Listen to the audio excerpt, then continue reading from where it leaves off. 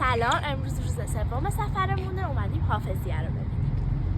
بله، به روز دومی که ما توی شیراز هستیم خیلی خیلی خیلی خیلی خوش اومدین. حافظیه از در و دیوارش انرژی خوب میبارید. انقدر کیف کردیم تو حافظیه که نگم براتون. بعدش رفتیم آرامگاه سعدی که خب ادب حکم میکرد به خاطر اینکه سعدی بزرگتره اول بریم آرامگاه سعدی، ولی خب ما ادبو زیر پا گذاشتیم. پر کاشیکاریای خوشگل بود و خب برای یه بار دیدن خوب بودش، ولی انرژی حافظیه رو نداشت. از اونجا رفتیم دروازه قرآن که خب خوب بودش، ایشون آقای خواجو هستن. و به جای بعدی که رفتیم نارنجستان قوام بودش که نگم براتون، با زمینش، با پنجراش، با همه چی عکس انداختم. درست فکر کردین اینجا مال خانم زینت الملوک قوامه. مطمئنم که فکر نکردیم، ولی من بهتون میگفتم. با همه چی عکس انداختم. دیگه خسته شدیم، رفتیم شام، یه جایی که برای تارزانم قفله، بخاطر اینکه وسط سنگا بود. بعدش دیگه همین دیگه، فردا ببینمتون. خدافظ.